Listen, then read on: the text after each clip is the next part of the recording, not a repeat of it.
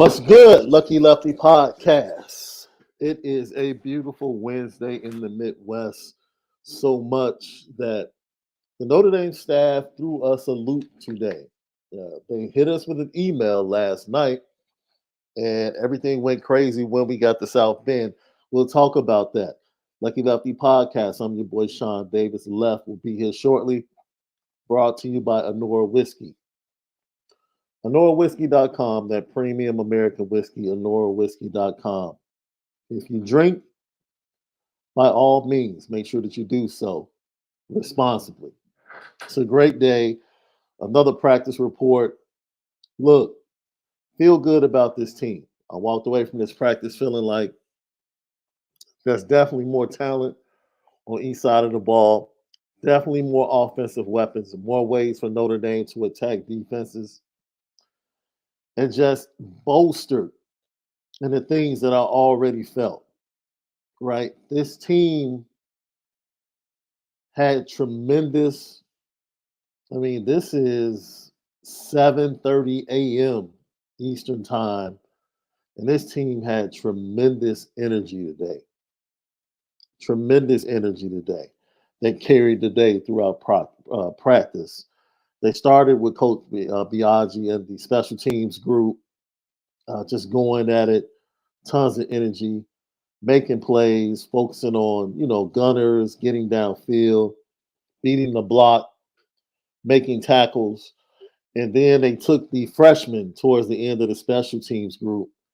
They took the freshmen through a little bit of a initiation, and it was really cool. It was really cool. It was almost like the veterans got an opportunity to get their licks on some of the freshmen. So kudos to Coach Freeman, Notre Dame, public relations, media relations, and affording us the opportunity to view a full practice. And this is something we talked about yesterday, right? It was supposed to be 5 periods today. It went from 5 periods to 10. And then midway through practice, they came and told us that we were allowed to stay for the entire practice. So it's lots to get to coming up in about 25 minutes. The one and only Lee Becton, former Notre Dame running back, will join us right here. I can't wait. I cannot wait to see what he has to say. He is definitely in tune with the golf package over in Ireland. Don't forget, August 21st through the 22nd, exclusive tours. If you're very interested or interested and just want to get more information, go to exclusivetours.com for the packages. They have golfing packages. They have non-golfer packages. He's coming on to talk about that. And then talk about Notre Dame and just the long history of running backs, man. This young man, I still call him a young man. One of the best running backs to ever come out of the state of North Carolina, and to hit campus and have the Brooks and Bettises in front of him, and to go on the streak of 100-yard games in 1993, go on to the NFL, and the ambassador he is and has become for Notre Dame football. Look forward to hearing from him. I see your questions. I'm waiting for Left. I'm trying to get Left in here. I see your questions and comments. There he is. There's my dude. He's smiling. He's smiling because of some things I told him on the phone on the drive back. Yeah, that's why his smile.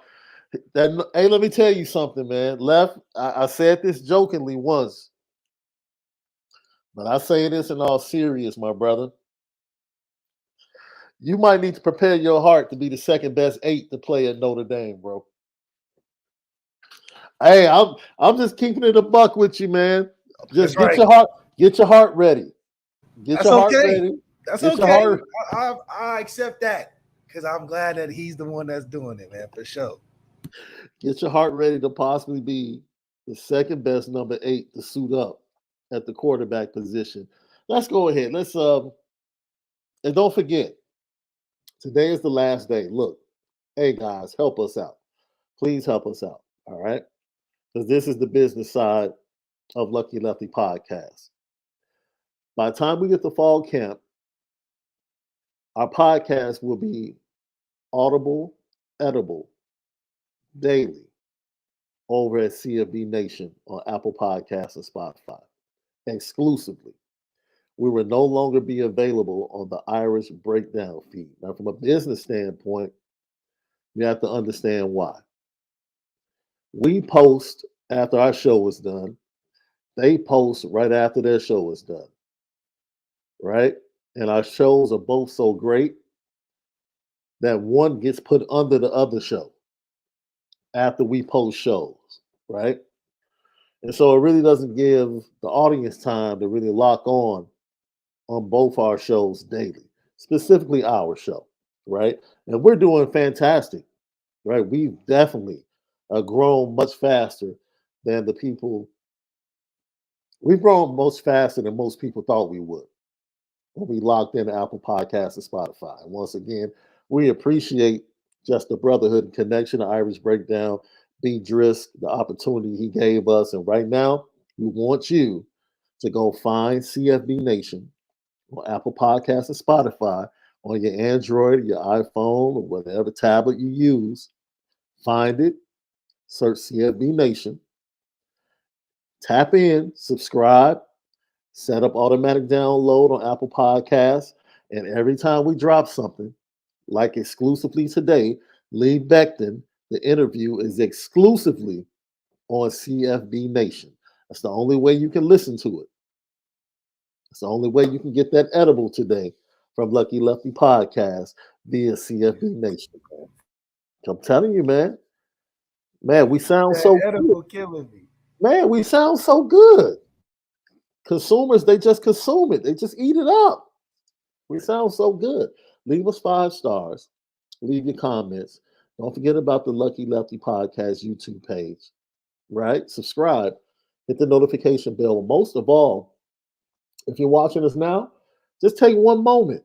It's a little thumbs up button right there under the screen, right there. Just hit the thumbs up for us.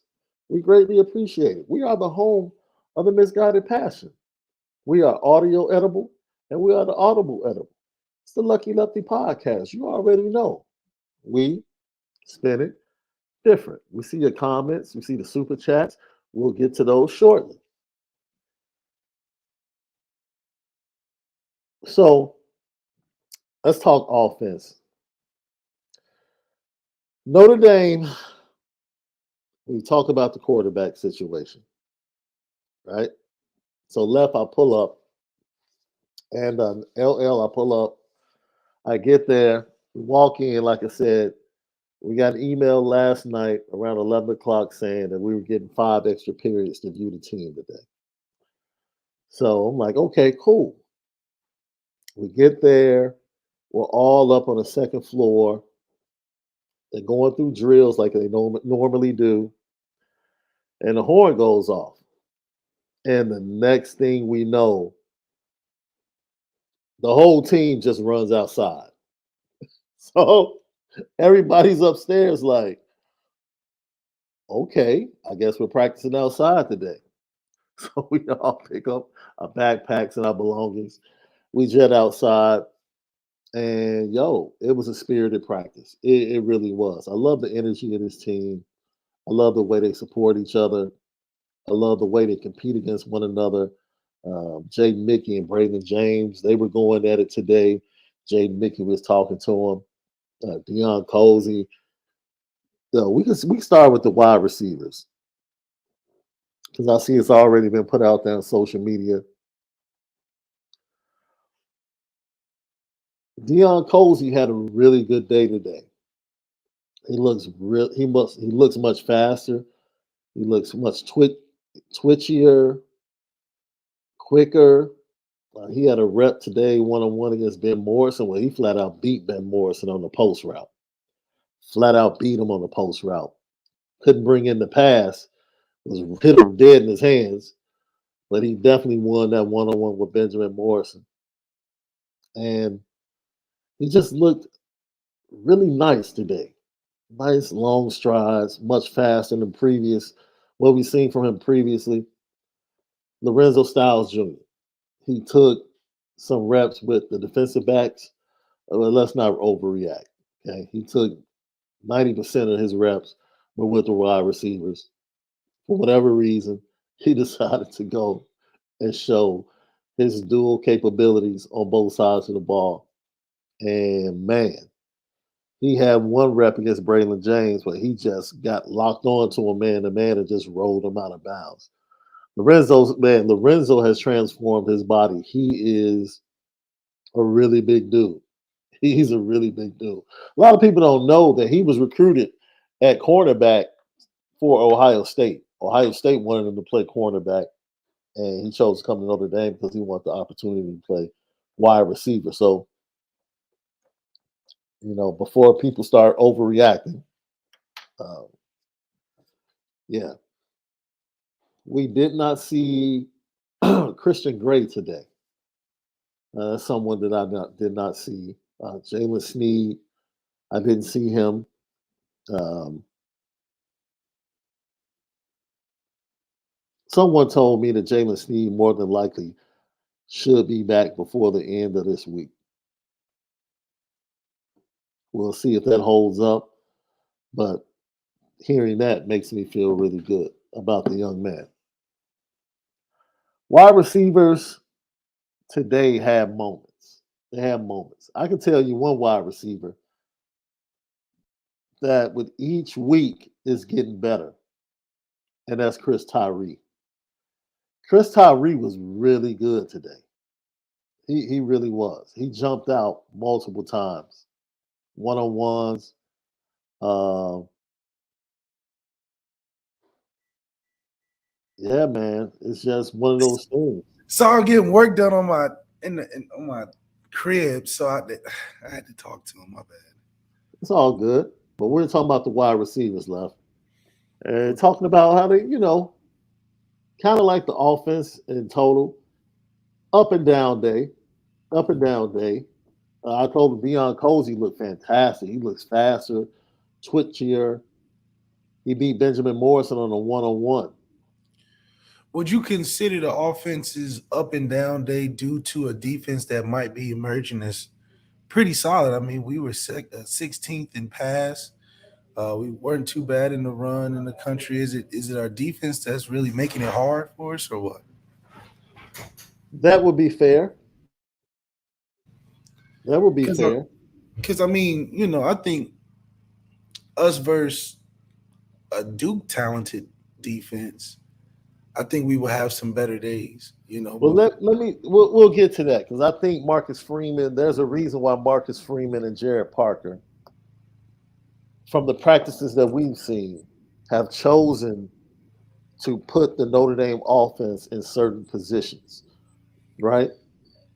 Today was they did a lot of third down situational, third and four and longer, which meaning it was third and four, it was third and eight, third and nine, third and 12. Like they just changed the sticks and gave the offense situations. So and they did that on first down. So they focused on first downs today and third downs, which every down is important, but that first down is important and your third down conversion is important as well. They based upon what we saw defensively, Notre Dame is expecting to get a lot of pressure this year. That's what I surmise from what we're seeing. Like because they're constantly putting the offense under pressure, which means they believe that they're going to get pressure. Teams are not about to just sit back and let Notre Dame just run the ball down their throats. see, but we pick and choose. I would like us to be aggressive like that versus a team like Ohio State. Let's not sit back and play safe and not let them get over the top if our style fits getting Mhm. after the quarterback and making plays in the backfield. Yeah, so the wide receivers, like I said, were up and down. I was talking about Chris Tyree and how he is becoming one of the best in my opinion, one of the best weapons on the offense. Like he's just shifty, getting the ball to him in the slot. You can bring him around on jet sweeps. You can get the ball to him in quick screens, RPOs. He's just a serious weapon going into the season. And I'm sure as he gets more reps, he's going to be even better in fall camp, right? He ran a corner route today where he just, he undressed Clarence Lewis. It was just like, and Sam Hartman was under pressure, got hit, and just basically threw it up. And man, when I tell you, it just floated. As soon as Tyree came out of his cut, it was right on the money, right on the sideline. It's one of the Is best plays of the day against pressure. is Sam is he getting hit in practice, or is it, you mean just like somebody ran into him? No, he got a red jersey on. I mean, Oh, okay. I thought it was like a live period or something. you know, yeah, it was a live period to the point they were rushing the passer, but nobody's like taking him to the ground. Yeah, okay. That's a big thing for them too. Like they don't want anybody on the ground. Mm.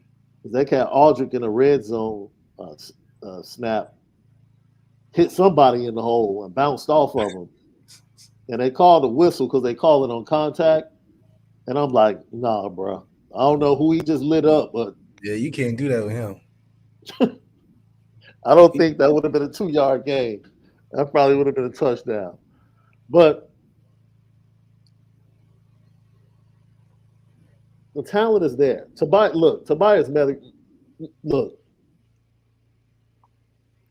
let me tell you the most frustrating snap of the day.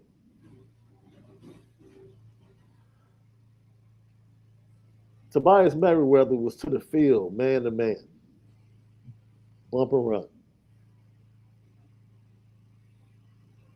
And Sam Hartman decided to go to the tight end. I can tell you now, everybody that was on the stands, part of the media, just looked at each other like, because anytime you see Tobias man to man, throw him the ball. Like it's that it should be that simple.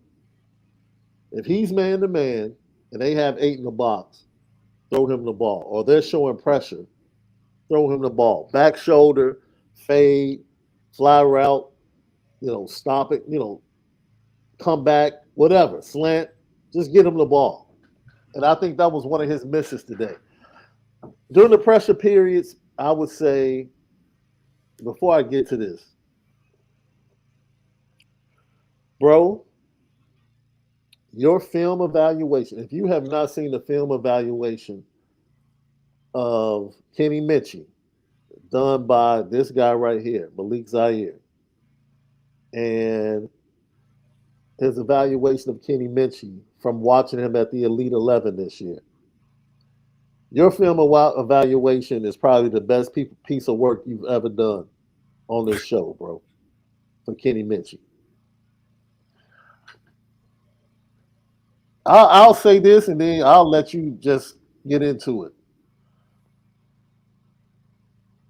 This young man has been on campus for 2.5 months.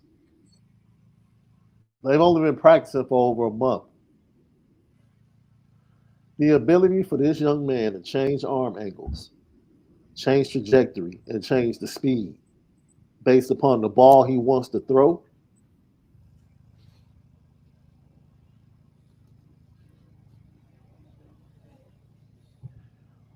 His ball placement for a freshman is just bananas, bro. Bananas. He threw a ball. I forget who it was. Let me get he threw a ball that split the DB and the safety so perfectly. It was like if it was because it was like a third string walk on receiver that he threw it to. But if it was like one of the starters, it would have been the best throw of the day. I mean, it was right, man. It was like literally right over the top of the DB and just to the outside shoulder to where the safety was still coming over. and it was just pretty. It was just pretty. And I'm sitting there like, all right, CJ might have to sit down when he gets to Notre Dame, bro. Mm, He just might have to sit down for a year or two. mm. That's great to hear. He might have, and you know what I like? They're taking their time with him. They're taking their time with him. He doesn't get a lot of reps during the pressure periods. See, they're using the pressure periods to prepare Tyler and Sam. They're preparing Tyler and Sam, who, by the way, Tyler Buckner got the bulk of the reps with the ones. I want to point that out today, too. Tyler Buckner got the bulk of the reps. For the second practice that we've watched, Tyler Buckner is the number one quarterback with the ones. Yeah, I mean, from how it's been seeming, it seems like for Tyler, he just has the advantage with the confidence in the offense and just operationally. Obviously, Sam's not going to operate as well as Tyler, and plus, with Sam not being uh, having a special attribute that you would say that's over Tyler necessarily, it makes Tyler more in a catbird position for his job to lose in a sense. Mm-hmm. Now, from a political standpoint, you want to have Sam off of accolades and narrative and hopes and accomplishments. Mm-hmm. But from situationally, Tyler Buckner obviously is a more comfortable and confident in his position with the offense and running the system. And, it helps that Gerard Parker has been there with him indirectly, but also directly enough to where he knows what Tyler is good at, what he can use, what he doesn't use. So from a fit perspective, Tyler right now in the spring is a better option if you just talking about running practice smoothly. Mm-hmm. A commitment to Sam would be, in my opinion, in this effort, it has to be all out to where you're not doing a back and forth day only because if he's not the talent of a Cam Newton or a Trevor Lawrence coming in, that he has to have everything go right for him, which involves building the whole system, which is why Joe Burrow, who isn't necessarily special physically in any aspect, not like he's throwing EDR bombs or, fast as lightning or anything. So it took him 2 years at LSU, Mm-hmm. to do it. And maybe Sam is of that same uh, stature of quarterback to where it takes him a second before he becomes that Wake Forest his senior year, because his freshman year definitely wasn't what his senior year was. And but for some guys like a Kyler Murray or some of these Bryce Young, where they first come in, it's on and popping. They best years they first year. So I don't think Sam's that type of guy, which is why in this situation, the coach is probably looking at Tyler like, man, these kids take a huge step. And his confidence around the team, the guys love him, Mm-hmm. which, I told you before, Tyler should have been starting back when Jack Cohn was here. Yeah. Yeah. So it's seeming to me that from a team fit, Tyler obviously should be the next guy in line based off of him being more athletic than Sam, and also the fact that he's been there for this is third year. Yeah. Yeah. And Absolutely. the only thing that would have changed it is if Andy Ludwig came in instead of a guy that was already on staff. That just benefited Tyler that much more. That's a good point. I never looked at it that way, Left. Lucky Lefty Podcast, Apple Podcast, Spotify, CFB Nation exclusively. And it is indeed our pleasure to bring our special guest in right now. He is a Notre Dame legend. He's part of the Golfing with Legends that's going to be taking place over in Ireland, August the 21st to the 27th. I'm definitely going to get into it with him about that and talk about some other things. Welcome to the Lucky Lefty Podcast, former Notre Dame running back Lee Becton. Lee, what's going on? How you feeling? Hey, what's going on, guys? Well, you out there getting some practice rounds in, huh? Uh, yeah, he getting ready for Ireland. When I you can get these days, understand. it's yeah. when you have these days in South Bend, you got to take advantage of it. That's right. It was a beautiful day there. I was just there watching practice. No, what's in your bag? Tell me what you're rocking with. What's your driver looking like? Well, I got a King Cobra driver, and then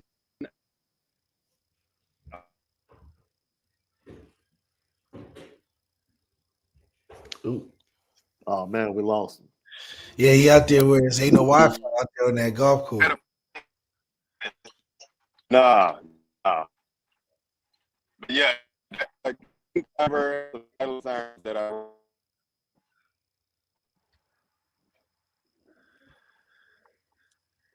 A little bit of technical difficulty. Yeah, we're having technical difficulties with Lee Becton. Hopefully, you can get a better signal.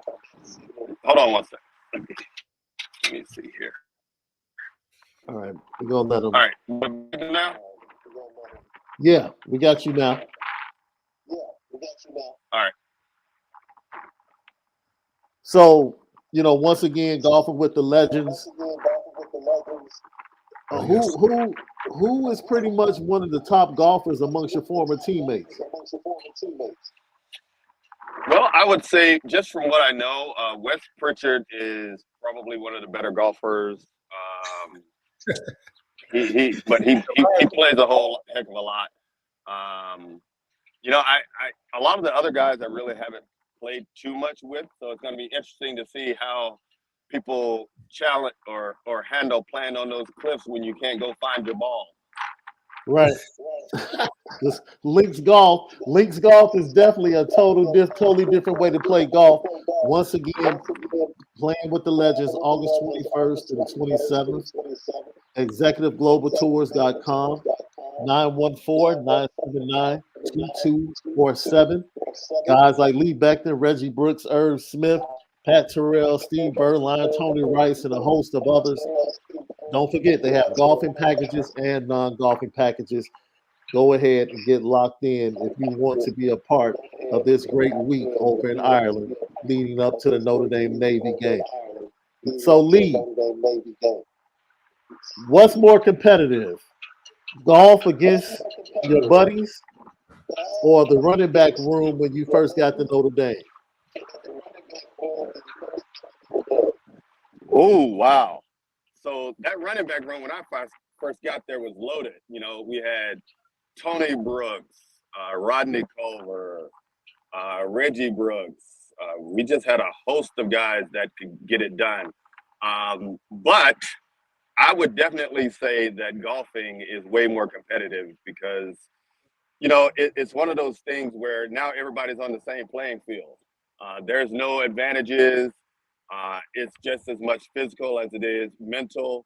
So it's, and there's a lot more shit talking when you. Definitely more shit talking. I agree. Man, once again, hopefully we'll get a couple of more minutes. We'll leave back in here and let him get back to his round. Once again, if you are interested in golfing with the legends, get locked in over at ExclusiveGlobalTours.com. That's 914-979-2247. Let's see. Let me remove him here. All right, I'm back. Okay. So I should be a little. To answer your question, it's definitely more competitive out here on the golf course. More shit talking. Yeah. The gambling is excessive. So it's definitely something that I want to be extremely at when you're out here with your teammates.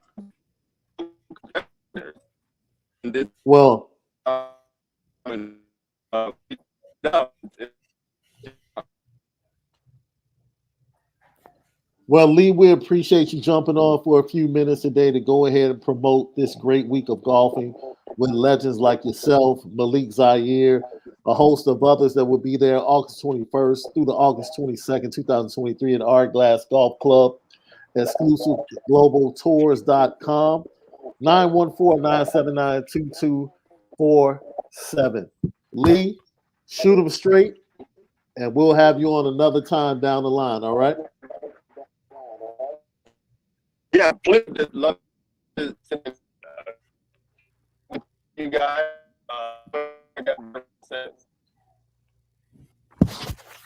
Absolutely. We appreciate you.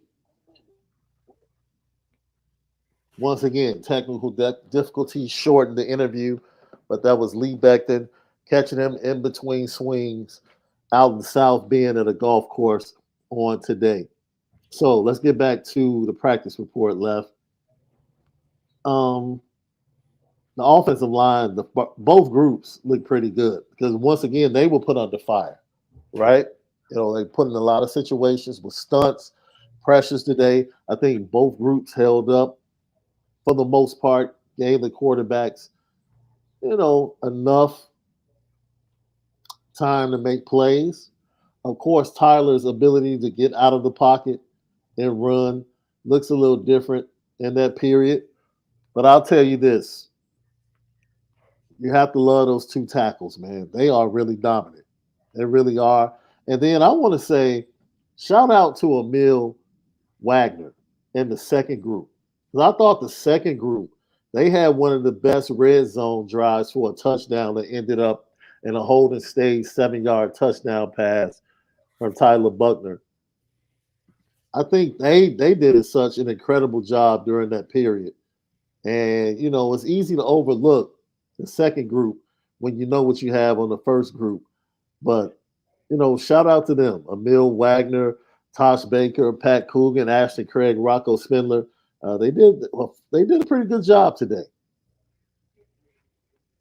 Yeah, and it's really good to see that those guys that can be sometimes forgot about when written the stories of Notre Dame football, and for them to still have impact and still pushing the pack.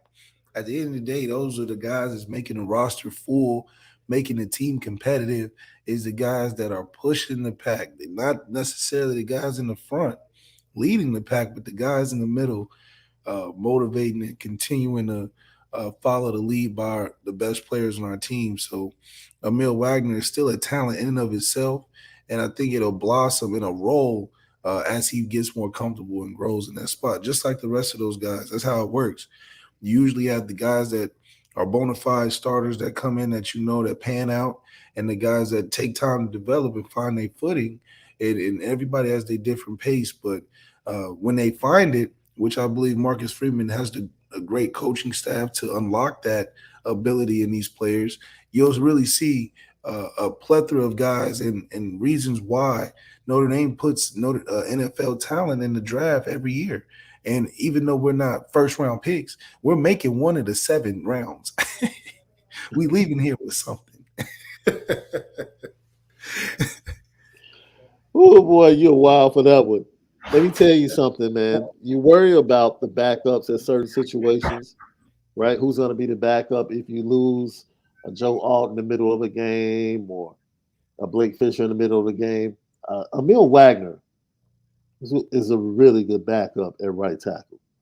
Tosh Baker at left tackle, who got some snaps at left tackle before Joe Alt eventually took over after Blake Fisher got injured in the first game of the 2020 season, or 21 season, shall I say. You have to feel good. You have to feel good. I do think Charles Jagasaw is going to challenge for some time once he gets in the fall. He's Yeah. rehabbing from his minor procedure. Talked to him maybe a couple of weeks back. Said he's feeling good. Says rehab is kicking his butt.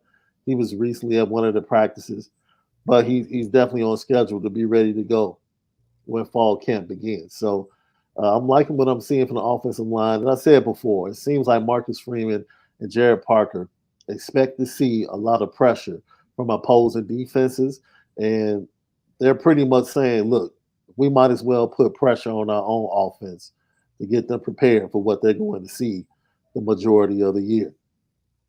Yeah, I think the strategy, I think other teams know Sam Hartman isn't great with pressure, and being with a better offensive line, I think we'll have a greater chance, not against our defense who sees us every day, to have more success in a game basis. So it'll be interesting. Just the development of how we grow into the fall coming out of the spring. I think the spring game will tell a lot. And even though it's going to be vanilla on the play calling, it should be, because you want to be able to see and highlight what Sam does great, what Tyler does great, and what we're prepared to see in the future. I just want to see highlights from the skill positions. I want to see, obviously, the defense hitting home, not just, making it look good, but making it productive, getting some TFLs. You're seeing some young guys flash in the D line, and anything these guys to have fun and see if we can score points. The spring game usually was about who can score the most and have the most fun doing it. And it'll be good to see a lot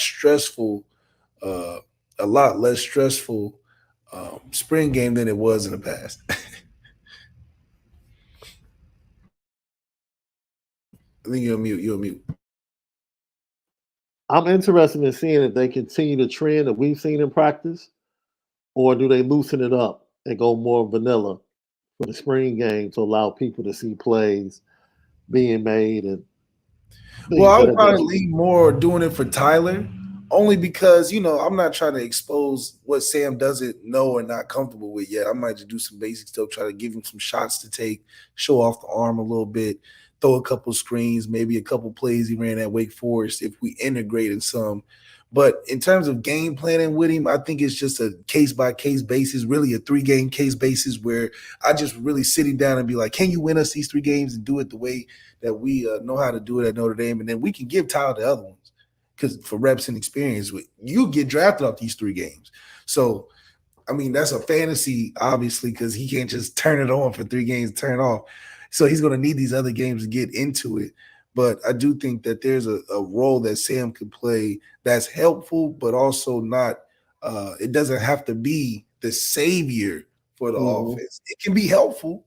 Hell, I mean, consistent quarterback play right now will be helpful. 2 healthy quarterbacks that are productive can be helpful. Yeah, So it's not that we need him to throw 500 yards a game, but can you get in those third down situations that you saw in practice? Can you be successful in those attempts? Because that's the thing that was holding Tyler back outside of being healthy, was decision making. But if it's coming down to a competition between decision making and who can start, I'm going with Tyler, because I brought you in to be the better decision maker. But if you on equal footing, if not a little behind, is he more comfortable with what we're doing, it's going to be hard not to put Tyler in the game when Sam doesn't do well, because Tyler has just solidified his spot not only with team chemistry, but he's pretty talented. yeah, yeah. It's I not- can agree with that. I can agree with that to an extent. Some of the things you pointed out is telling people to relax. At this point, Tyler Buckner should be more comfortable in this offense. He should be a little bit further ahead as far as checks and how to deal with things when it comes to pressure, which both the quarterbacks have seen a lot of. So we'll see. Either Notre Dame's developing 2 really good quarterbacks, right? But as you say, Left, you can only have one gorilla in the locker room, bro. It can yeah, only be one silverback. only That's one top dog, and you can't fake it. Don't fake, and that's the thing. When you fake it, it doesn't work, and because it naturally comes out. Like the top dog gonna be like, all right, stop the nonsense. I need to focus, which do is usually you reps. do you take anything from the fact that it seems like Tyler Buckner has not just folded and accepted the circumstances? I mean, you can't do much. I mean, he's tied in with the degree. He chose not to leave. He chose to accept when they told him, basically after he got hurt, sound like, which was week 2 of last year, that they was gonna bring another guy in. So I mean, him accepting the circumstances, but being able to stay level headed, and still be able to develop in the way he's developing.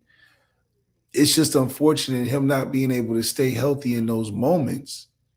Has he wasn't healthy for the spring game last year, so Right. it just doesn't. It's a disconnect between Tyler and what his impact on the team can be, which is the reason why Sam is here. If Tyler at least made more appearances, I don't think they would have felt confident enough to bring Sam in, even if he didn't, you know what I mean? So I think that it's such a mystery box that you get Tyler that I think that they lean on Sam's consistency to know that, okay, at least we know we can make it through a season with him. So with that, you can't, it's hard to judge whether he's ready or not. I still don't know if he's ready or not. He's operating well, but he ain't been through 5 games straight yet, you know. That's a good point. Yeah, it was good to see Logan Diggs back out there. He was not in live reps, but he went through stretching. He was, going through certain drills. Um, Running backs, honestly, running backs were picking up pressure a lot. They got a lot of reps of picking up pressure today from the live periods. And not only that, they were very involved in the passing game because of the pressure periods. Quick routes, quick screens, uh, option routes. So the versatility, Jabron Payne was really good catching the ball out of the backfield, swing routes and quick routes, and getting upfield and making people move. Now the running game really didn't get going today because it was facing pressure. And let me tell you something, bro. It's one thing to see a certain player improve, but when the rest of the team starts recognizing that he's a dude, that's when you know, like, wow, okay, we're going to talk about that when we get to the defense. Because it's the same thing I noticed watching Benjamin Morris practice in the fall last year. The same thing is happening for another young man this year. We'll talk about that.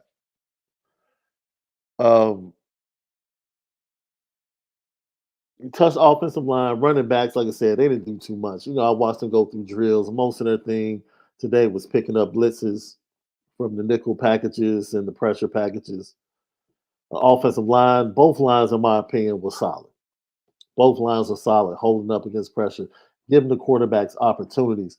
Quarterbacks were uneasy, up and down with some of their throws, had opportunities to hit receivers one-on-one, especially the tight ends over the middle, and just whether it's a little bit too high, a little bit too wide, just couldn't connect. Opportunities were there. Opportunities were there, but as far as just making the throws, I will say this. Sam Hartman made a beautiful back shoulder throw to Deion Colsey. I think to beat Chance Tucker. It was a beautiful back shoulder. And Deion went down and got it and hauled it in, and that was a big time throw.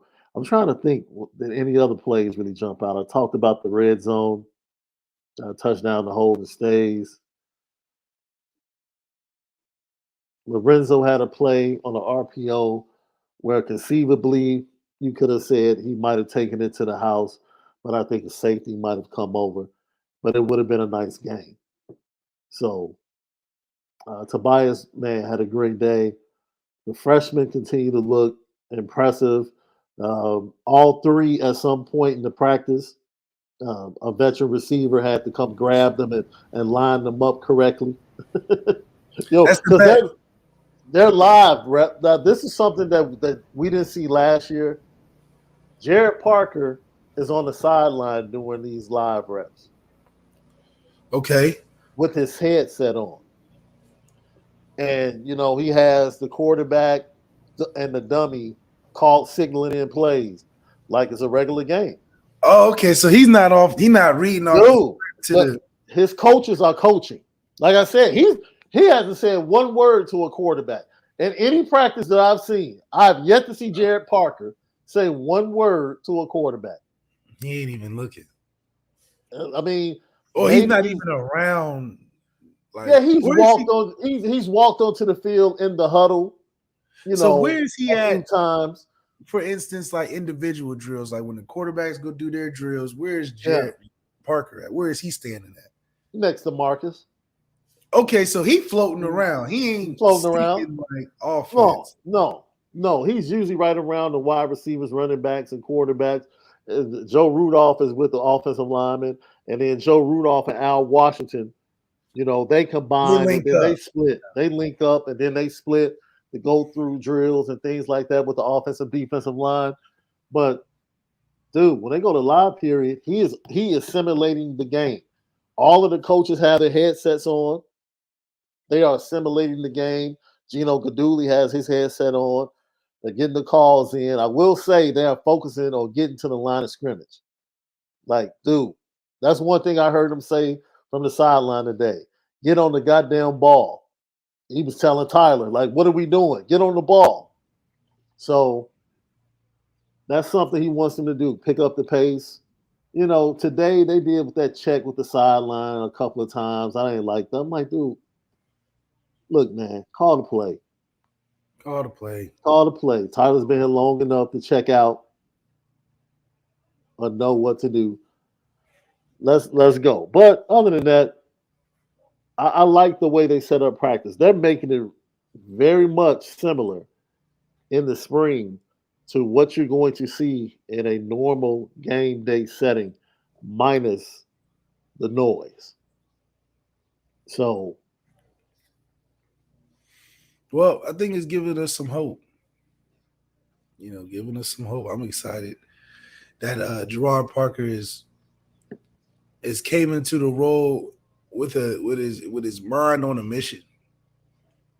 At least he's focused on operationally making sure that when we get in game, it doesn't look any different. And I think that's Marcus Freeman's philosophy: make practice look like the game, and he's taking it to that extent. He bringing out the headsets, man, in practice, man, in the spring. In the spring. In the spring. So I can only imagine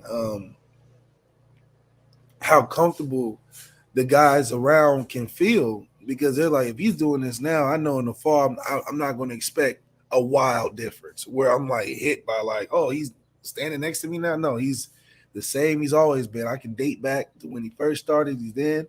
Yeah. We in the fall game kickoff season 1. He's doing the same thing with the headset. So that's a good way to show the team that you're serious, but also committed to what you came in saying. And I think that's what can last a long time. It was funny today. Jay Thomas ran a beautiful out and up route. Beautiful out and up route. And Sam Hartman didn't pull the trigger. And by the time Sam Hartman looked to a second or third option, the pocket was collapsing, and he just had to throw the ball away. And Chancey walked right up to JT and was like, damn good route. That's all right. Damn good route. Like that's not on you.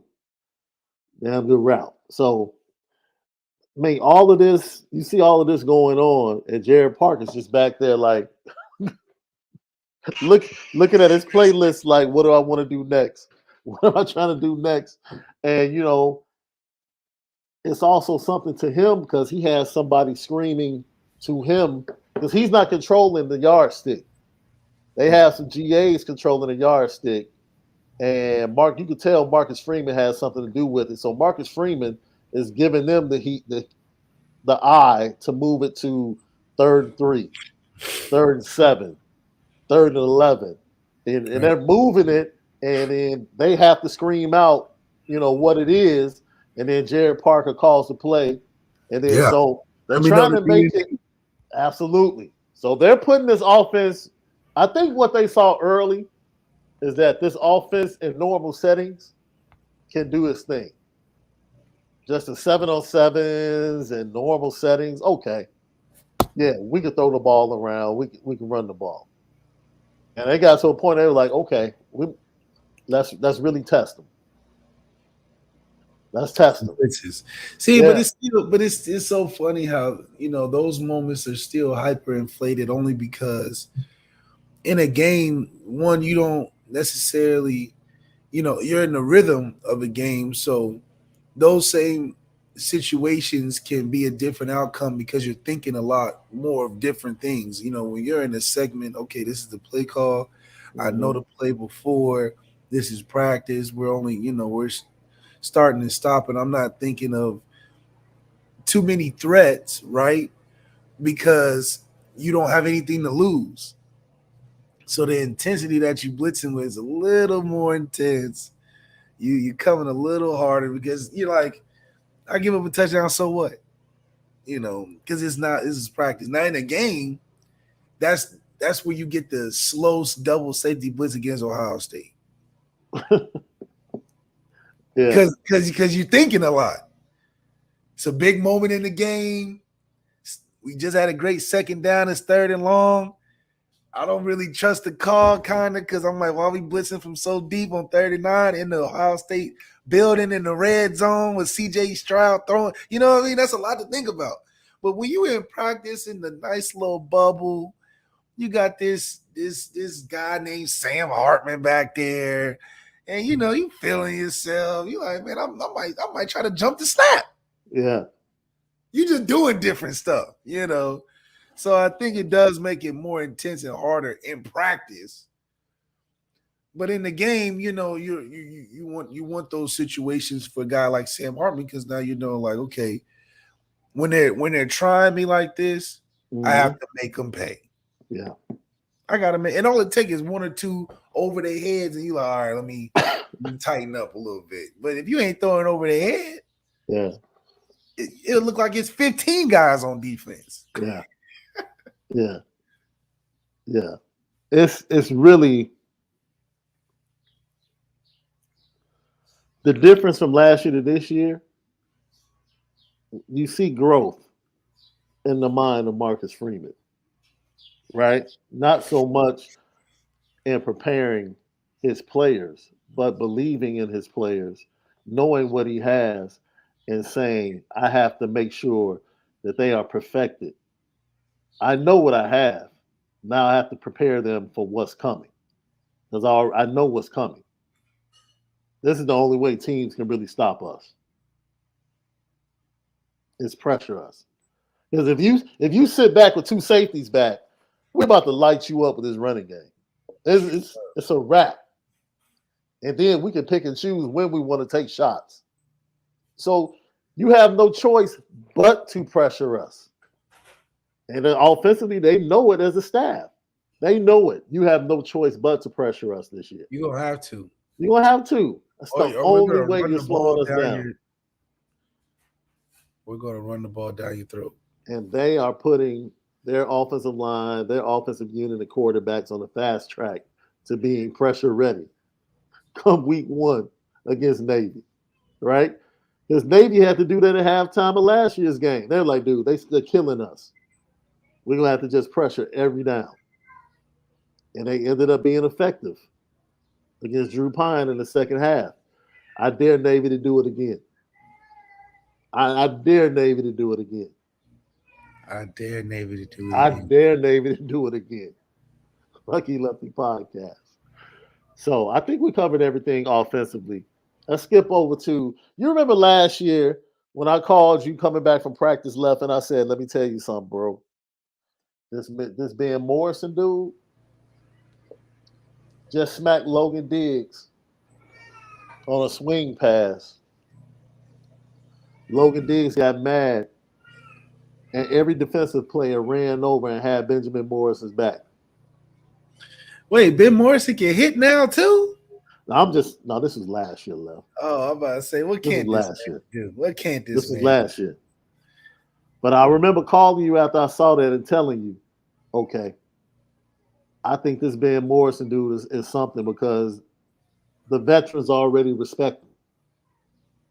The veterans respect him like that. Yeah. For them to come to his aid like that, they respect him like that. He shows respect too. He looks up to Cam. I don't know if he looks up to Cam, but he shows respect to the old man Cam. You know, Bruh. they have a good. It's a healthy relationship in the secondary, but he is the prodigy, man. He is the prodigy for us. You remember you asked for something last year? Remember when I told you that, Jay Mickey was talking trash and Benjamin Morrison was doing this thing? You were like, man, that's cool. But they defensive backs, man. They cornerbacks. Like, remember you said that? Yeah, And he was like, what's up with my trash talking up front? yeah, Remember that? I remember that. Well, today, that cat Jason Onye was talking nothing but trash. That dude was making plays like, let's go. What's up? Let's go, D. I'm like, wait a minute. What is this? Yeah. Wait a minute. Is this a Notre Dame defensive lineman talking trash? I'm like, it's a new day. It's a new day. Look, let me tell you something, man. With him at 3 technique and Gabriel Rubio as that anchor against the run defense, It's tough. It's tough in that middle. they are loosing Jason Onye to get after the quarterback, and that dude is making a habit. Oh, like he's back there. He's wrecking plays, passing plays, running plays. It doesn't make a difference. Jason Onye, I think, is like 6'4", 290. And he's 6'4", doing all that? Bruh, let me tell you something. I'm not, hey man, any publication that tries to downplay what Jason Onye has done in spring practices, they're lying. Huh? It's just on something. They just own something. They personally own something. It's that good, huh? Because what they do, we hear about them, right? Okay. We show up for practice. Like, dude, okay. We keep hearing about them. We show up for the next practice.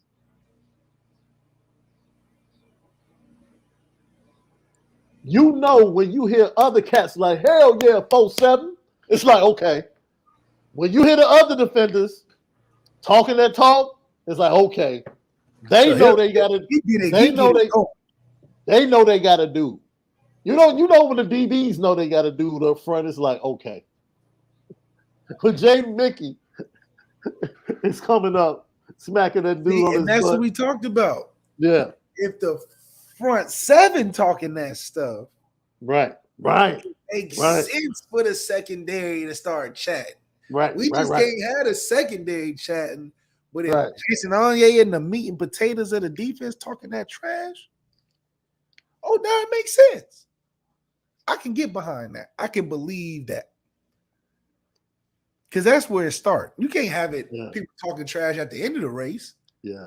Oh, you supposed to talk trash at the beginning of the race. So now I feel good about the competitive energy that's on the defense because we know that it's coming from the people that you gotta get through. Yeah. Not the people that gotta stop you right. from scoring, but the people that you gotta get through. Yeah. And that's confidence that we need as a defense to be, not allowing backup running backs to have averaging 100 yards a game. Let me tell you something, man. Not only him, I like what they're doing with the combinations because you could say, man, put Howard Cross and Onye in the first group. But they've combined him with Gabriel Rubio as a package. Mm. And they are tough. I mean, they are tough to move. They are tough to move in the middle. Yeah. They're really tough to move in the middle. And then that first group, Howard Cross is a little bit lighter, but he's solid. Hard to block. And Riley Mills had a hell of man. Riley Mills might possibly had a better practice than Jason Onye today. Well, Riley Mills is going to flash here and there, but we know where Riley Mills stands. He'd be a great addition, a co-star, to a guy that is in there consistently. But I think that 100% Riley Mills is a productive player that, like we talked about. I think throughout the season you're going to have a game where Riley Mills is the best D lineman. Yeah. We'll have a game where Jason Onye is the best. We'll have a game where Jordan Botelho may be the best. What did I tell you, man? When I went to not to the combine, but when I went to the pro day, and I saw the testing numbers for the defensive line, I immediately got encouraged about the Notre Dame defensive line. Because I said, we didn't lose nothing. Yeah. We didn't lose no athleticism at all. Like, I know, looking at these numbers, I know right now we're about to be more athletic on our D line than we were last year. But we gotta play like it. You know, we need to look more athletic versus Caleb Williams. That's my judgment. I don't want to look at no numbers. Do we look more athletic against Caleb Williams? Because you know who looks athletic against Caleb Williams? Utah. And I promise you, we have better numbers than Utah players. I promise you.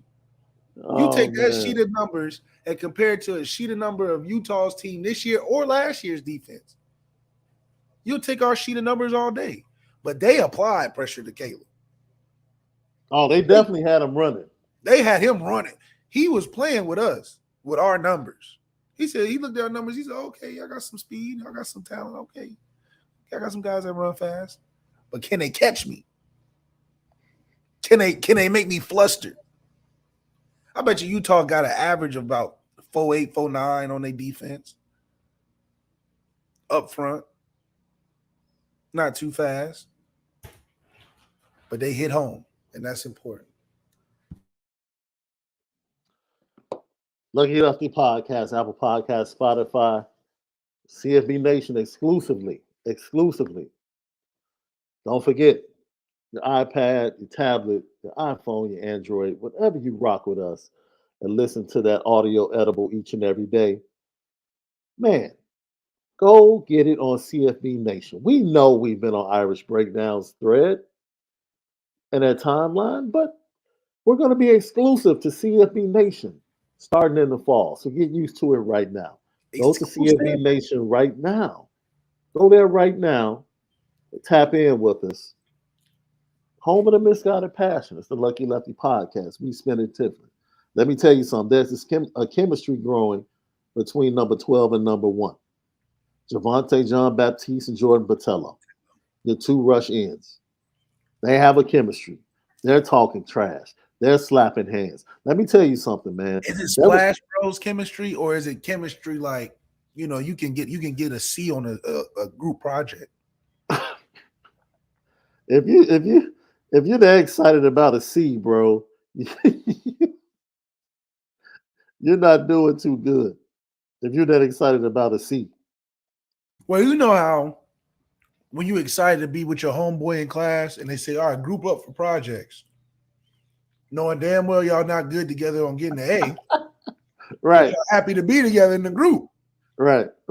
Is it like that? Or is it like, oh, we Splash Bros, you hit a 3, I hit a 3. Oh, we just 3 and out. You get a sack, I get a sack. Cause that would be cool for me. But don't give me the homeboys and the both fail in the class want to team up in a group project. You're not about to get no A. So basically, you're asking me if they just taking turns. Like they taking turns. We whooping the week. Are we? Hey, bro, come on, man. They're going up against Blake Fisher and Joe Alt. So they not out here like the Splash Brothers. You already know that. Bama, Georgia, Ohio State got some guys. I want to see out there. They're not out here like the Splash Brothers, okay? No, it ain't take your turn. Like they got to double one side, they got to double the other side. I want some attention, you know. But they are disruptive, man. And we talked about this. I was talking to B. Drisk as we walked off the practice field today, and I was just saying, like, most of these guys are not going to see a better player. What tackles are Javonte Jean-Baptiste and Jordan Botelho going to see better than they see in practice every day? Who? Maybe one of those one-off Rhode Island kids or something. You know how they be. Who? What group of defensive backs are the wide receivers going to see that's better than Notre Dame's defensive backs? Who? Well, we'll be top 10. I think that. So, it's like when you say Jason Onye is dominating, it's not like he's standing up over dudes, pointing down at them and they're on their back. No. No, he's just a damn good player right now. You're just like, man, he's in the play. He's a damn good player right now. Like, it has nothing to do negative with who he's beating. Who is he beating? No, it doesn't matter. He in the play. He making plays. Prince Collie told you, okay, nobody can block him. Jason Anya, he said, hey, he's not. That dude, I'm gonna keep it real with you. But what did Tyson Ford look like? Because I be thinking Tyson Ford is what Jason Anya is, because he's 6'6". Tyson Ford is the biggest. Okay, Tyson Ford met with the media today, and we'll talk about that. Him and Al Washington, the rest of the defensive linemen. And Tyson Ford said today, I was 260 when I got here last year. 260. He was big. And I thought I was going to be playing on the outside. I'm 295 now, and I'm playing strictly on the inside. Yeah, strictly.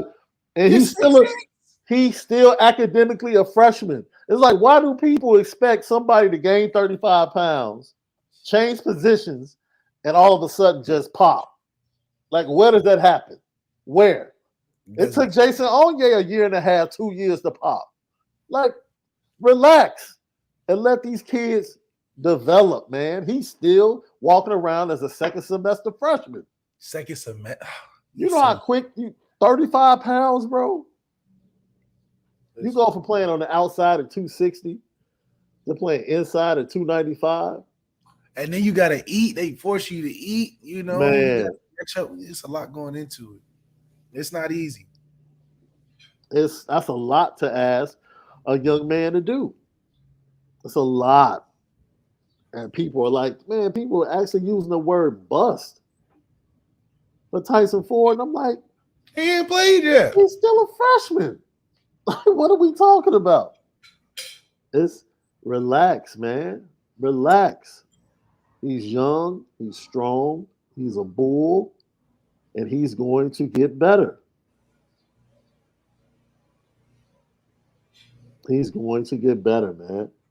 What about I got Josh Burnham? Josh Burnham. You know what? That third group played very well today. Tyson Ford. Now that you talk about Tyson Ford, I wrote that down in my notes. They were very good in run period. Tyson Ford, Ernsberger on the inside. Tyson Ford was playing more of the anchor. Ernsberger was playing more of the three technique. With our guy Josh on the Burnham on the outside. And I forget the young kid's name, number 45. But they look good left. They look really good in run period. I wrote that down in my notes a couple of times. Like, okay, this third defensive line group looks pretty good. Still a 3-3, right? Defensive front, or we using 4 down? Yeah, Kobe on UCO. Kobe on UK. He's a sophomore. 6'4", 267 from Richmond. He's in that third group. They are, man, looking good, man. And they're just all youngsters. Like I said, he's a sophomore. Tyson's a freshman. Josh Burnham's a freshman.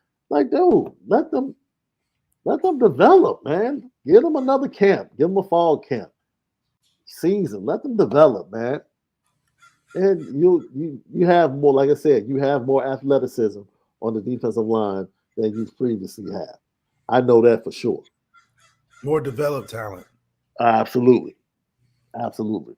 So I had that in my notes. I'm glad you mentioned that. Defensive line worked very well in drills today on setting, learning how to lock in that outside arm on the offensive lineman or the lead blocker to set the edge in the run game. Hey, probably the most important drill all year. They worked exclusively on that today in drills. Like, man, holding the base, being strong, and then fighting off the block and making a tackle. Al Washington was extremely vocal in practice. Really? Okay. Yeah, he was extremely vocal in practice, telling guys to keep coming, telling guys go this direction. Him and Jason Onye pretty much were high-fiving every rep Jason Onye had. He's just out there. Jason, dude, let me tell you something, man. Jason Onye. What is it? Is it a speed rush, or is he really got moves, or he just a better player? left. He has bull rush people. He has countered people. He has speed rush people. And he's 6'4". Whatever it That's is. pretty big too. And one of the live reps, he came past and Sam Hartman threw the ball, but he ran past Sam Hartman and was like, And you heard it. That's the type of trash he's talking. Like, no, you ain't getting that off. Like, dude. So like he feels like he's a dude. And this is combined with a John Baptiste, a Patello, Briley Mills. Okay. Yep. All of that. I'm telling you, man, it's one of those things. It's just one of those things that you feel really good about. You feel real good. The linebackers today. Hey, man, let me tip my cap. J.D. Bird.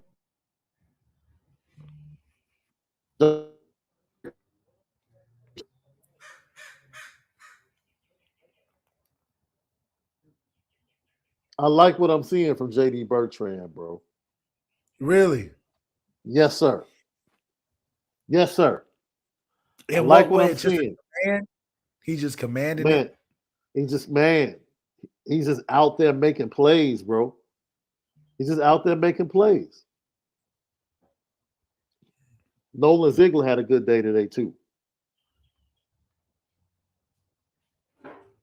Real good day. Well, I know Nolan Ziegler's going to come around. He's going to be one of those original linebackers that it's just you just love to have in the starting lineup because he's so rangy. He's such a versatile linebacker with speed and power. And he's like 6'4". Like, he's huge. So whenever you got a guy with length and speed and confidence in a system that's combined with other speed and talented players like Jalen Sneed and Prince Colley and J.D. Bertrand, Nolan Ziegler is fitting in a group of talented linebackers that are covering the bases of what we've lacked. Tackling in space, I think we'll have that covered. Covering in space, I think we'll have that covered. Making plays when we break through the line of scrimmage for TFLs, I think that's something we'll have because of the length. So even if you miss head on, you reach it. That's a lot of length. Yeah. And I think that'll all come together well from an improvement standpoint that we'll see night and day difference when you got guys playing with are young and the old guys are playing reverberated. They're playing with new life, new energy. And I think a lot of that is because they're getting pushed by younger, talented players. Man, let me tell you something.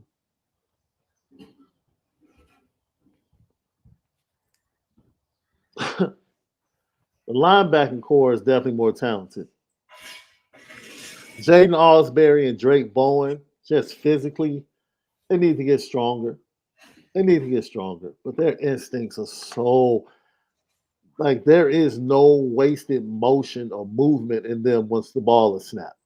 Even if they make the wrong decision left, they're making one.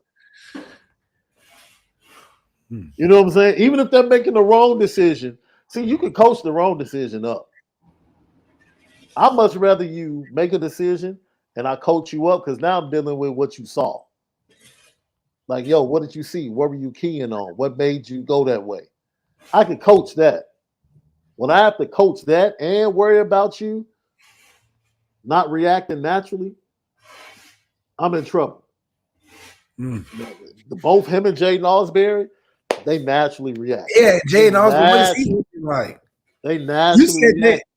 You said the youngest are the most athletic. Oh, dude. They move. I'm telling you, they move. They're natural linebackers. They read, they go. And once they really start to know what they're looking at, they're going to play even faster. But where do you think they fit in? Do you think they fit in for this year? Would you see a Drake? Would you see a Jaden Osbury mixed in the bunch? For or what? Are they special players? For what?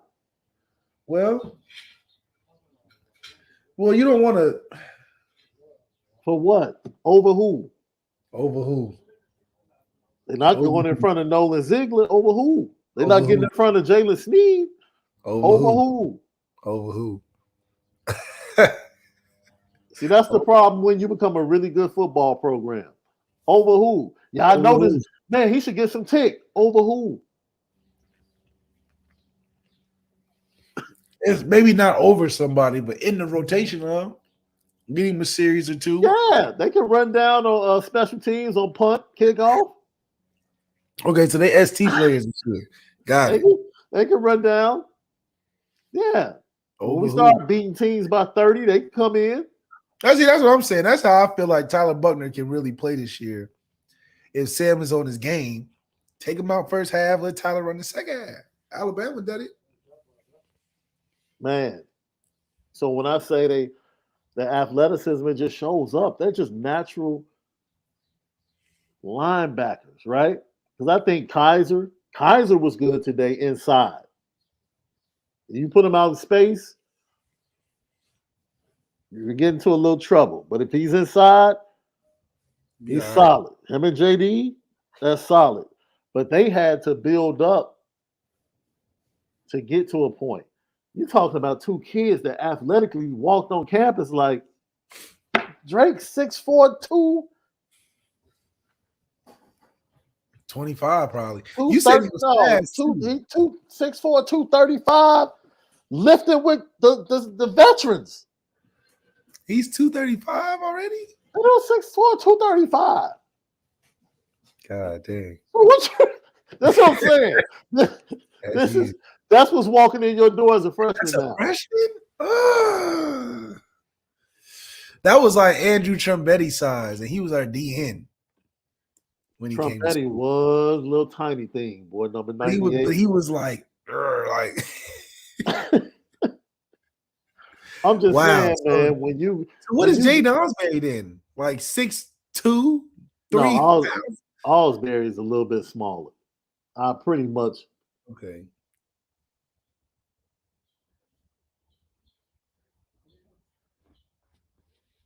Jaden is at what 6'1", 215?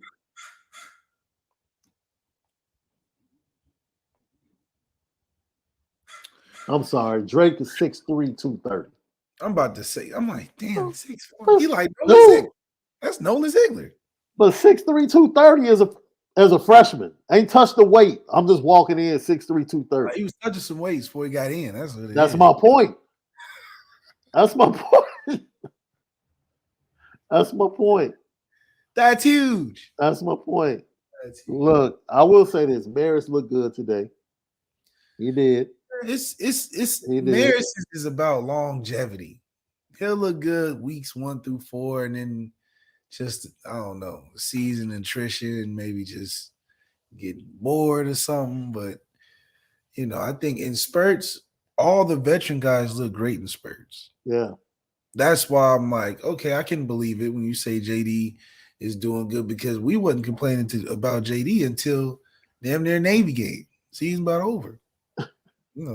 So yeah, man. But that like I said, that third group of defensive line with Tyson Ford, Gabira, Donovan Hines, they had some moments today. Notre Dame, I'm telling you, man, people are so worried about defensive line. I'm like, man, have y'all looked at the defensive line recruiting and the stars that were connected to the people they got the last 2 years? Yeah. We got some. Come on, man.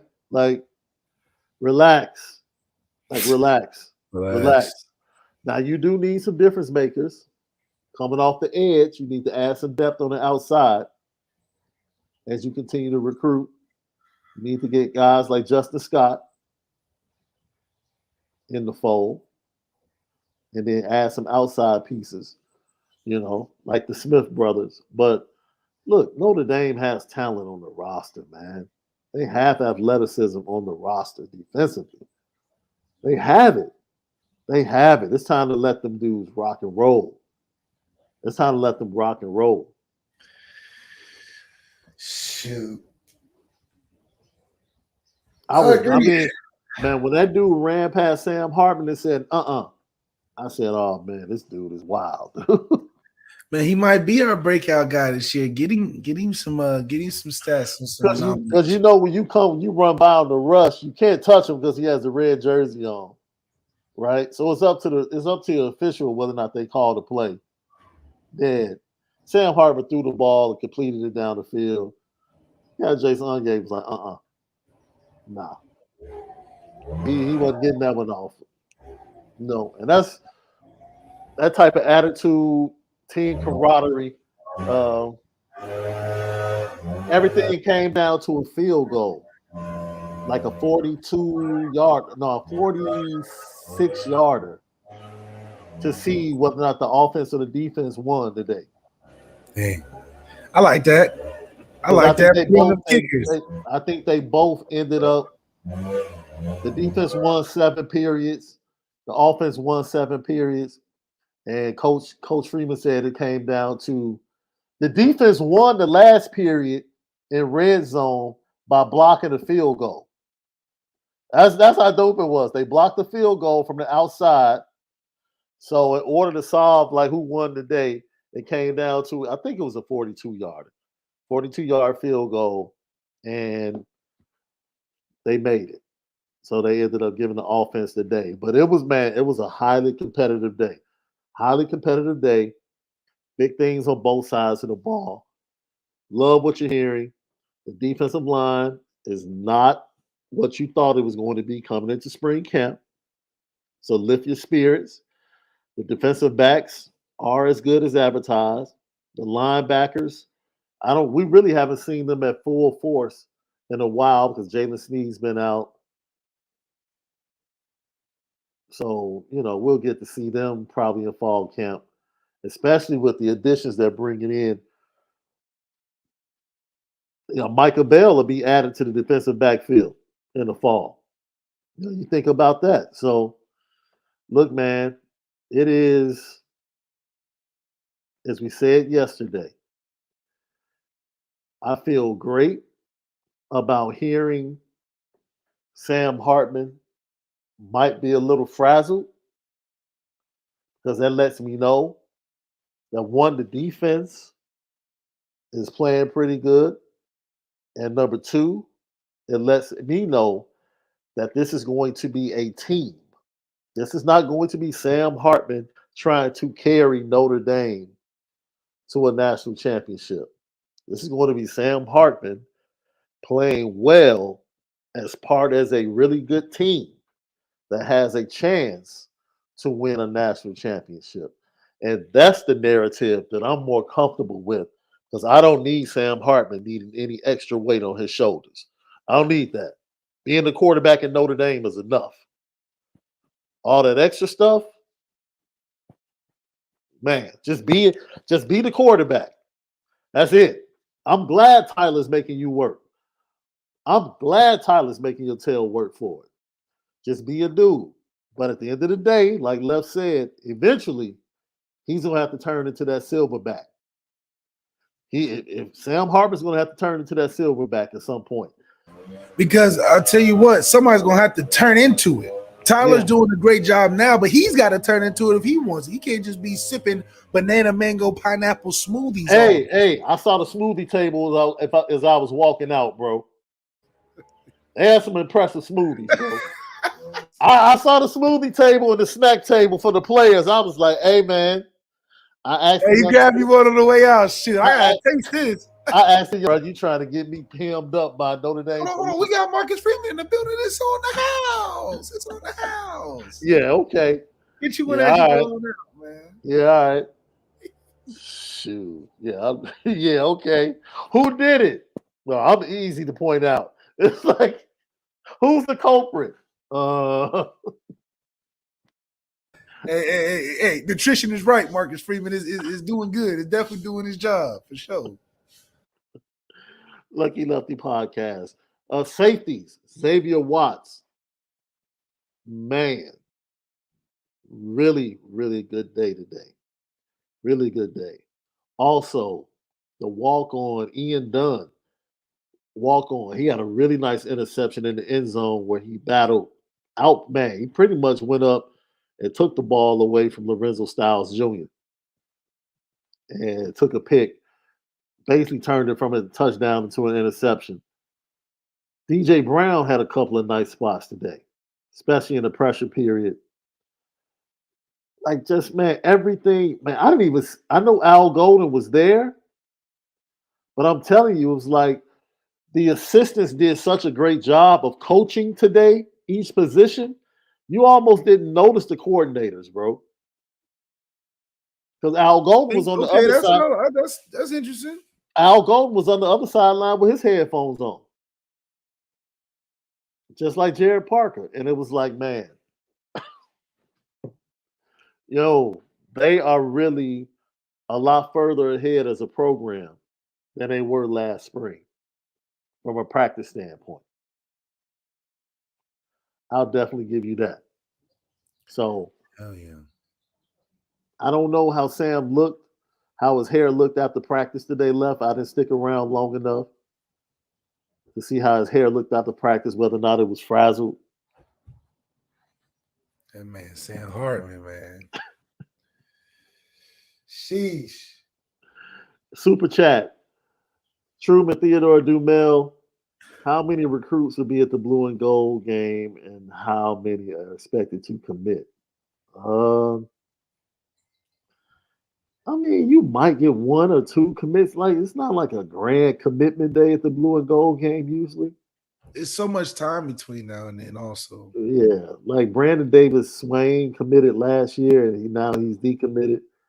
You know, you get people that make emotional decisions. But right now, I think it's sitting at about 20 visitors for the blue and gold game. Something like that. And that might increase. Rob Osgood. Hey guys, what is the biggest thing you saw that was unexpected, good and bad? Unexpected.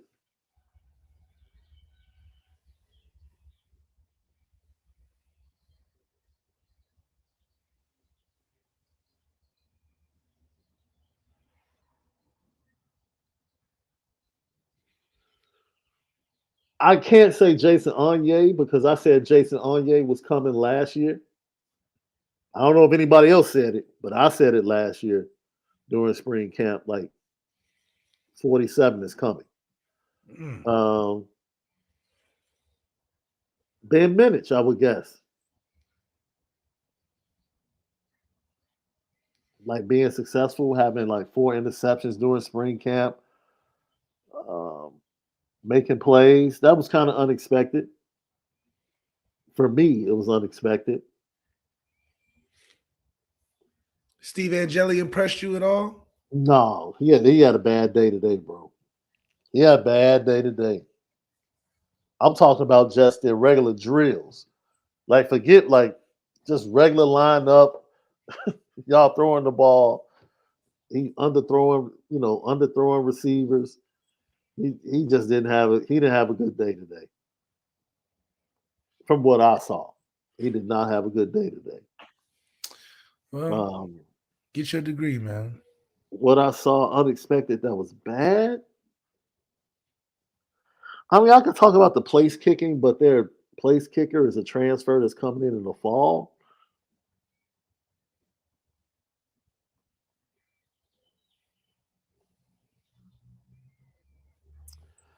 I don't know if I've seen anything bad that was unexpected. I didn't expect to see Deion Cozy beat Ben Morrison on a route the way he did today. I did not expect that. Now that was unexpected. And the bad part is he dropped the ball in the end zone. That's right. That's it. Mm-hmm. That's it. He was so happy to be out in front of Ben Morrison. Dude, if you don't catch the ball, it means absolutely nothing. It don't mean nothing. It don't Never mean happened. Nothing. Hey, I definitely agree. Make that move to Rutgers, man. Oh, it's different. I was agreeing. You said you talking about agreeing with Jay Henry. He said, "See, that move, man." Shaun, you need to get a side gig working for infomercials The plug's too smooth. Oh man. Hey man, I'm just trying to help out exclusive global tours, man. That's Trying to right. help people that want to go over to Ireland. That's all. That's right. That's That's right. all. We just trying to spread the word. That's all. Drunk Vigo said, Sean, you watched the TV show Blossom in the early 90s. I was aware of it.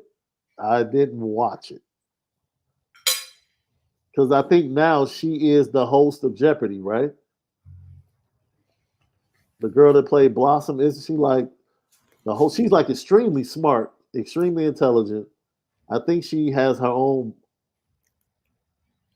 sitcom built around cats or something like that. And she hosts Jeopardy, if I'm not mistaken. I forget her name. I haven't caught it. Jay Henry said, "How is Junior T looking?" I mean, he is in the top two for Big N. Nana was was he was decent today.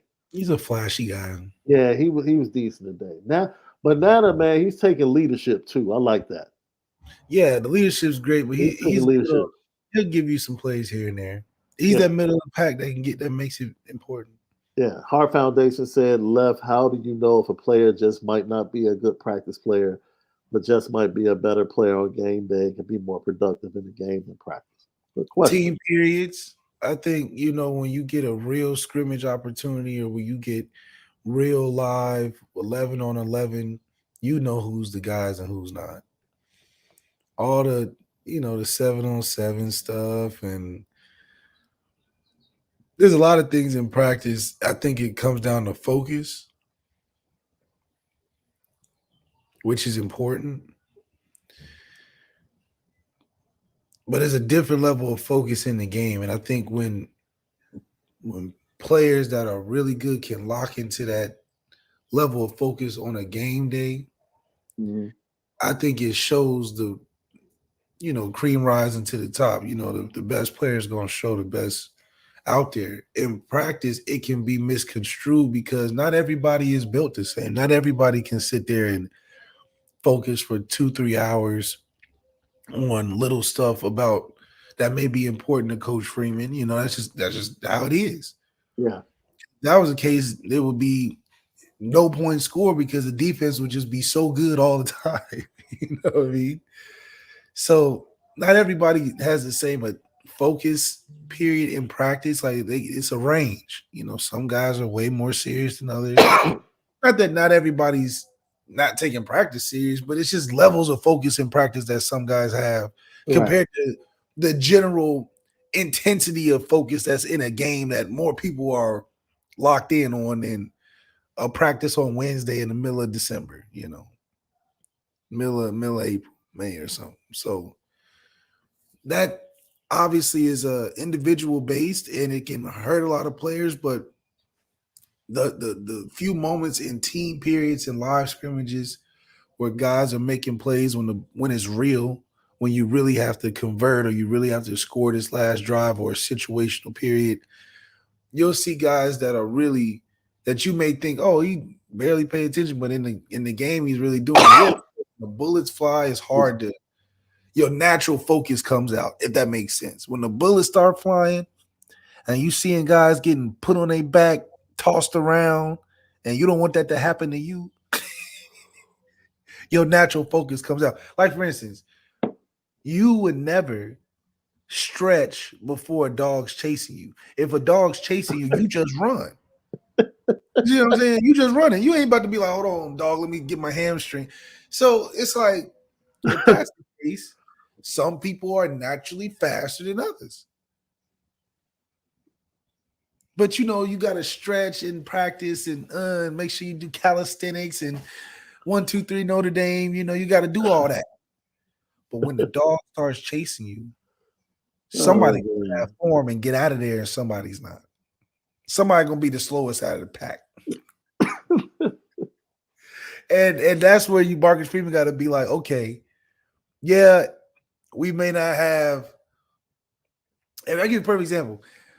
I got a kid on my team that's I think he's a sophomore. This kid could be Taylor Mays if he wanted to be. But I know personally, he'll never be that. because it's just one of them kids. He the type of kid we'll be practicing, and he'll be walking by in street clothes with a girl or something. I'm like, man, you coming to practice? Oh, not today, coach. I'm good. He'll be like, what do you?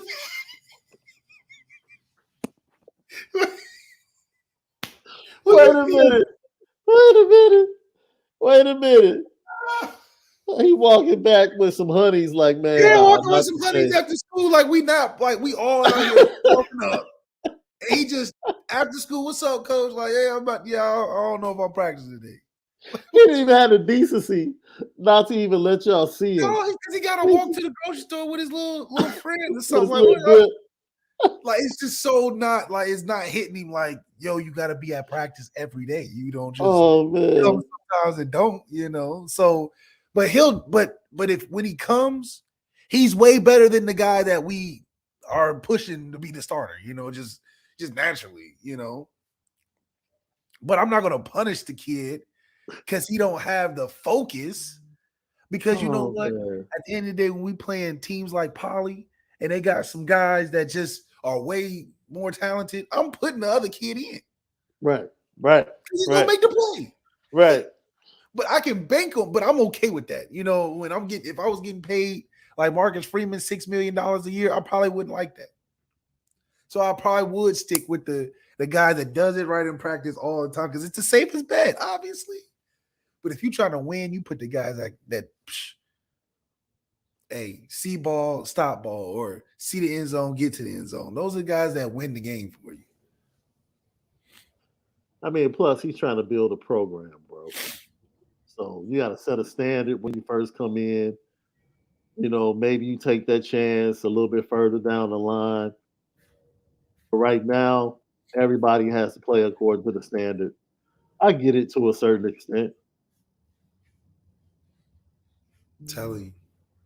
I get it to a certain extent.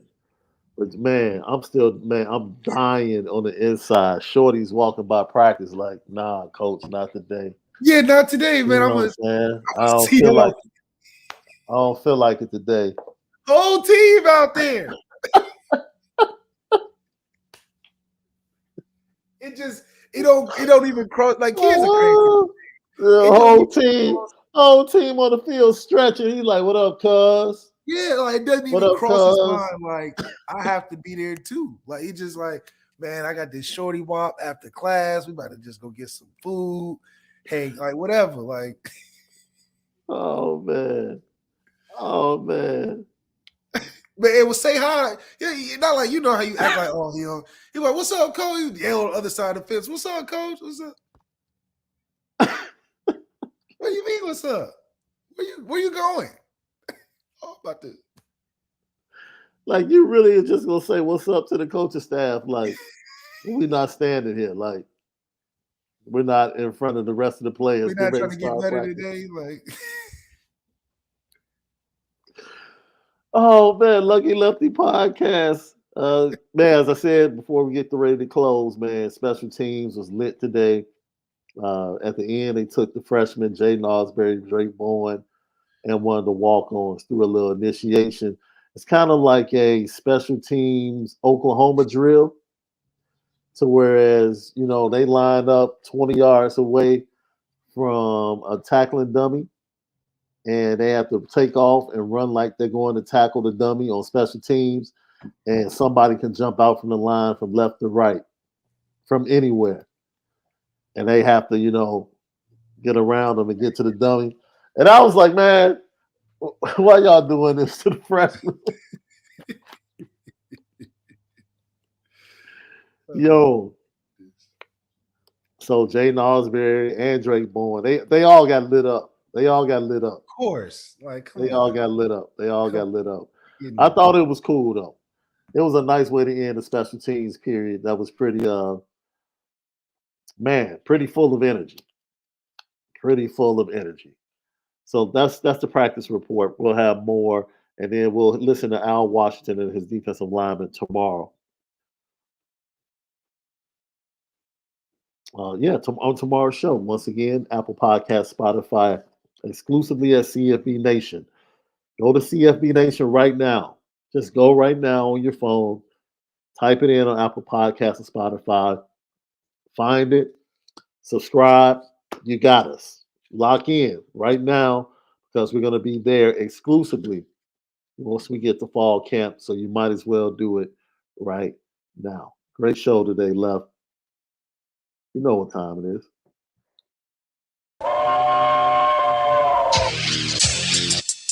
Petticoat, petticoat,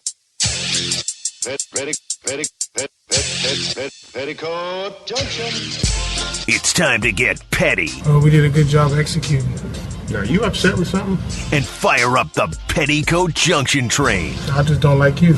You don't? No. What is today's petty history? Petty Junction.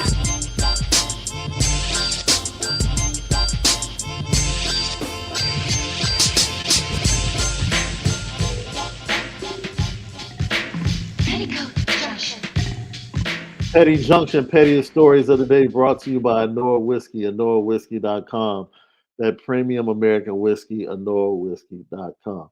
I want to put a, yeah, go ahead, bro. But I want to put the entire starting five and The who's starting staff, five? starting five and the coaching staff from the Minnesota Timberwolves on the petty train.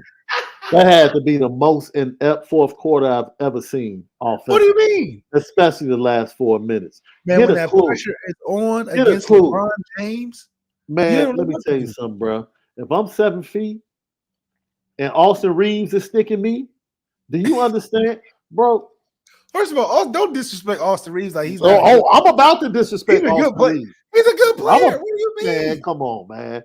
Are you Austin what do you- Reeves is man chopping. He's a good NBA player. When he's defending an elite player, he's chopped liver. And, Who's and elite Carl player? Anthony Towns showed Is me what? that he was not an elite player last night. Carl That's Anthony exactly what he Towns told me. is a Now, good Anthony Edwards was hurt. His left Oh, shoulder was banged up. You But step there's on no the excuse. court, you're There's not no hurt. excuse to go 3 for 17. Yeah, what you, No excuse at all. That man was in single digits in overtime scoring. and you know You why? could not have it. Because you're going against LeBron James for all the marbles. First of all, That's I told you all expectation. at the end of yesterday's show that Left was going to be sweating in the fourth quarter. I told you. And that's exactly what he was doing last night with about 5 minutes left. I was sweating. You know Sweating why? bullets. You know why? Because Anthony Edwards had 7 points. I was like, Y'all they were can't win down the- 9, though. listen though, they can't win the game with him being less than double digits. He's the best player. You think Cat gonna bring it home? You're right. He was the best player on the court last night. You're right. Oh, He just happened he's to the be best player on the Timberwolves. Yeah, right. Need that 30 piece nugget that LeBron James dropped on you. That's what you want. That's what you want to see. That's I'm just that's saying. what- I mean, the greatness best speaks the level of expectation. when it counted the most. I just want to point out that when it counted the most in the fourth quarter, Chicago stand up. That's the way it usually has to happen. Y'all going? Who You y'all see, play y'all- first? Who y'all all play that- first? Boston. That's who y'all play first? Boston. You talking about the Bulls? Yeah, the Bulls. Y'all play No, Boston. the Bulls going. They going home tonight. They going fishing tonight. They play the Raptors. They'll be on vacation tomorrow. You don't have to worry about the Bulls. You're not good. No. Tonight we'll be in the Victor Wembanyama Well, y'all got Wembanyama's Pat Bev. sweepstakes. Say it Y'all got again. Pat Bev. Y'all got Pat Bev. Like I said, we'll be going fishing tomorrow. Chicago's on. Like I said, they're gonna take this. They're gonna take this beating from the Raptors tonight, and they're gonna go home. That's exactly what's about to happen. That's exactly what's about to happen. Not on DeMar's time. Not on DeMar DeRozan time. No way. Man, look, I had people arguing with me, telling me that they would take that Zach LaVine is a better player than Trae Young. Man, I've been laughing for the last Wait a 24 minute. hours. Wait a minute. He is. You wouldn't take Zach LaVine over Trae Young? Name one thing he does better than Trae Young, because they neither one of them play defense. Playmaking. No, playmaking. Trae Young led the league in total assists. What are you talking about? I'm saying as a scorer. He averaged more points than Zach LaVine. What are you talking about? But that's because Trae Young is on a better team. I'm saying. Then who? Then the Bulls. The Bulls are trash right now. Y'all don't have Lonzo. Y'all got Kobe White out there. Like, come on. Zach LaVine is a better shot creator than Trae Young. And who? Trae Young can shoot. Trae Young's a better shooter. Man, but Zach Young's a better shot creator. And he's more. Hey, man, stop messing with that stuff out there in the dispensaries. Stop. Zach LaVine's not more athletic than Trae Young? Dude, if you name me the one playoff series that Zach LaVine has ever impacted, name it. Name it. We talking about individual. All I know, Trae Young ends up in the playoffs every year. Every year. Every year. Look at his team. Name somebody. Name a superstar he's played with. Name one. John Collins made the All-Star team, didn't he? Man, the fact you just said John Collins is laughable. Didn't he make the All-Star team or something? The Hawks been trying to trade that dude all year. What are you talking about?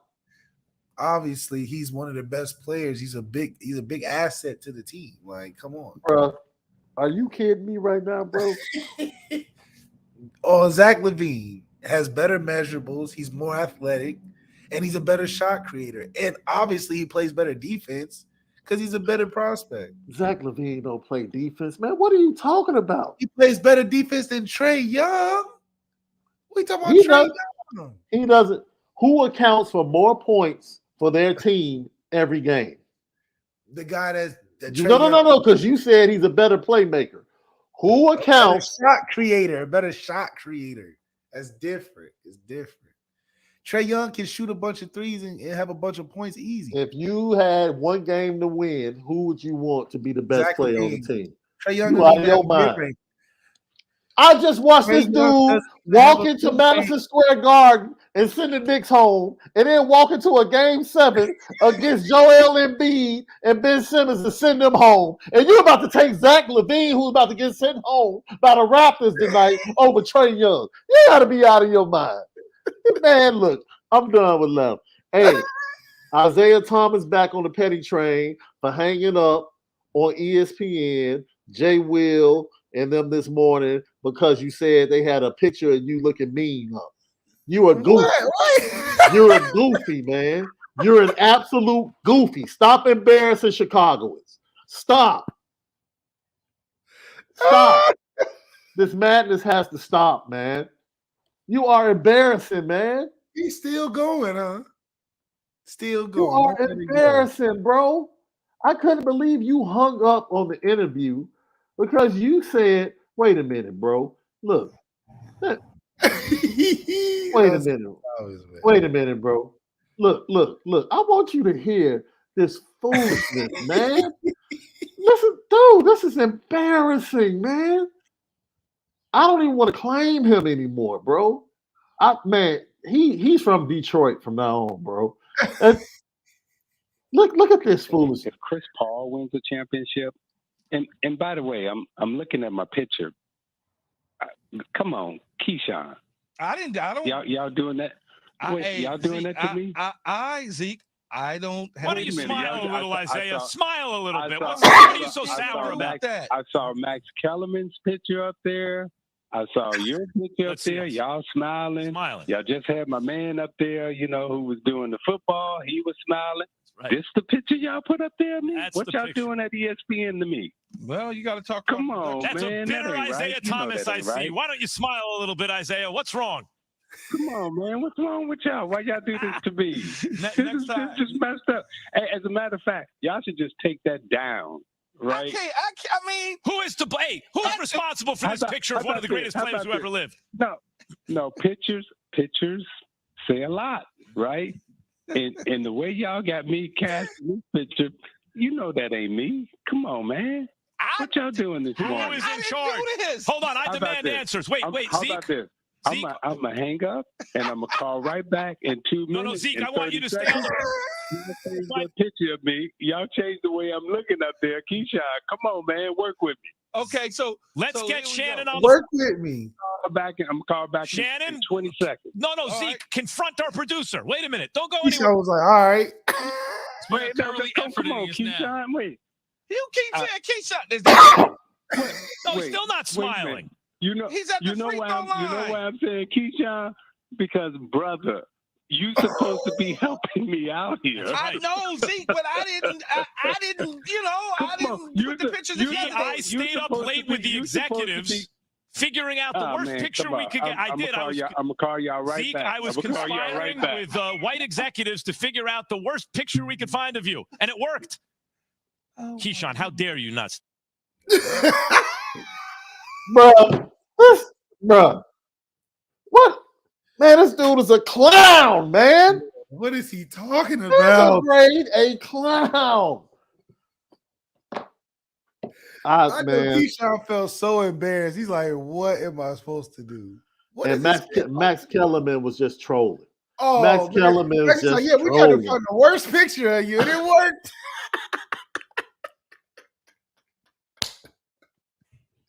And Isaiah Phillips is really hurt about it, though. He's really like, Keyshawn, you my brother. Like, come on, black man. He's like, what? When did this become a black and white issue, dude? What? I believe their producers, one of their producers I know, he's an African American, dude. Like, he said, you got Max smiling, you got my football guy smiling. What is this? What y'all trying to do to me, man? Do what? Man. What are we trying to do? Why are you talking about the playoffs and worried about the picture they have on TV? Who's watching themselves? Who's watching themselves on TV as they're being interviewed? It's a full interview. Who does that? It's a full interview. This dude is watching himself. You watching yourself live? On the phone, I can understand if it was like you on the video and his side by side, you look at it side by side, like that's okay. You're on the phone. That means that you're on the phone in front of a TV watching yourself. You on the couch chilling, like, nah, I can't rock with me how I'm looking right now. How? In this video, isn't that a podcast they own? No, that's the morning show with Max, Keyshawn, and Jay Will. Oh my goodness. The TV show. Man, look, Petty Train, my friend. I can't take it anymore. You are no longer a Chicagoan. Detroit can have you. We don't care anymore. It's a wrap. That's all I'm saying is, what was he talking about? Like, what? How did you get so sidetracked to the picture where you about to hang up for 2 minutes? Like, what are we talking? Dude, was the most embarrassing thing. Left, man. LL Nation, Notre Dame fans, have a great show, man. Go over the Irish Breakdown, man. B. Driss will have a report. He already has his reports up on the message board. I'll be with him on Friday for the mailbag, so looking forward to that. We'll be back tomorrow with Al Washington and D-Line and more Petty Train nominees, man. Man, Bulls fans, enjoy your last game of the year. Get you a nice pizza. You got 48 minutes left in the season. Enjoy it, man. It's the Lucky Lefty podcast for Left. Have a great day. Most pessimistic Bulls fan in the world.